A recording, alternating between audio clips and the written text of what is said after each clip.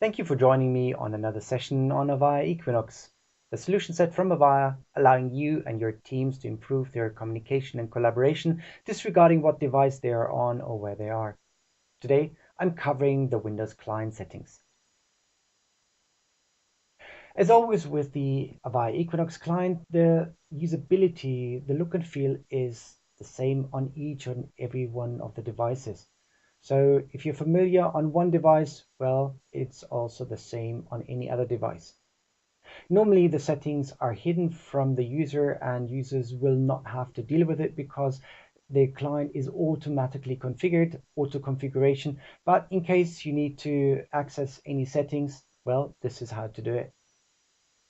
If the client is active, it will have a little icon in the Windows taskbar.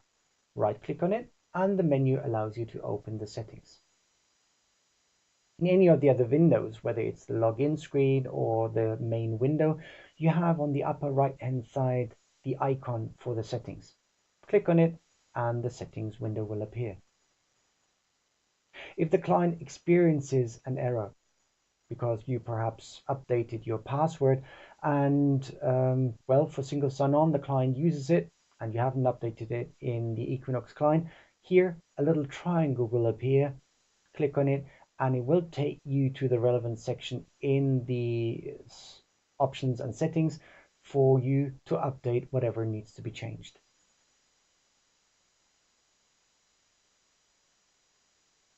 If you click on the settings, a separate window will appear. It is structured into, on the left hand side, a navigation bar, on the right hand side the actual settings. You can also dive into different subsettings. The back button will allow you to go into the next level or into another section. Press done whenever you think and feel you have made all the changes that you require. You have several sections and user preferences will give you how to change the layout, how the information is displayed. It will allow you to change the language of the client, whether you want the client to be in Italian, in French, in Spanish, or in German, or any other language that the Equinox client offers for you as a localization. Multimedia properties that are also available out of the communication bar, well, can be found here under user preferences. Accounts, this is where all your accounts are stored. Normally the Equinox client uses a single sign-on. You will find it here, but also you have the option of using different other settings for accessing services like corporate directory, etc. Under accounts, you have the option of putting everything in. If you change a password, of course, well, you will need to update it here as well. Services.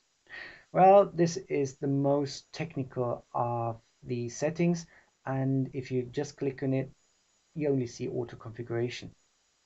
By showing details, you can access into all the technical details of the client. So anything that you normally, well, would want to change and access as an engineer and would not want to see as a regular standard user. So going into details, you can add fully qualified domain names, IP addresses, port numbers, time intervals, etc. Whatever is required to play around with the client if you're really into the technicalities of it. Any other user, just click on auto configuration and decide whether you want to auto configure it via your email address or via a web service, a web address. If you enter the email address, the client will check for the configuration server. It will ask you to authenticate via your corporate handle and password, and it will download and retrieve the configuration applicable to you, to your role, to your location, etc. Anything that the administrator has pre-prepared for you. So very easy for users. They do not need to think and understand the technicalities of the client. The auto configuration also happens if the client is started the first time. And afterwards, well, the settings window is probably not necessary for any of the users. Auto configuration happens the first time. Configuration update can be pushed from the administrator to the client, and well, the client settings are there in case of need, but normally standard users will not have to bother. The desktop integration will allow you to select if you want to integrate and work with your web browser, whether you want to integrate and work with your Office application and calling, conferencing, etc.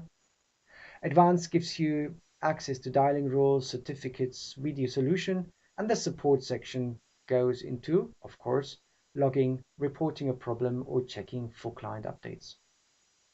If you feel there is a problem, just then go to support, click on report a problem, and the client itself will package up all the available logs, all the available error messages, and send it to a predefined email address that has been set by the administrator.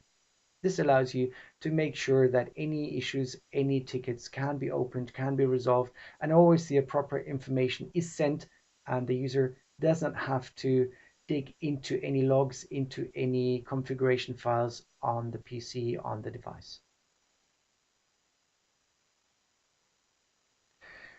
This was an overview on the Windows application settings.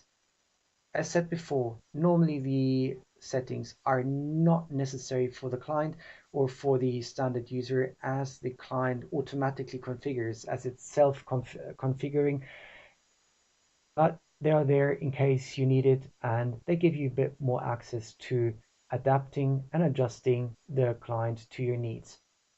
You may perhaps see some of the settings and some of them may be hidden.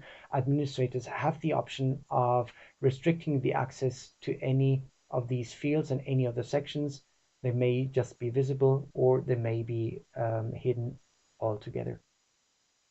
Thank you for listening, and thank you for joining for this short session on the Windows options, and I'm looking forward to seeing you back for another topic on the Avaya Equinox solution.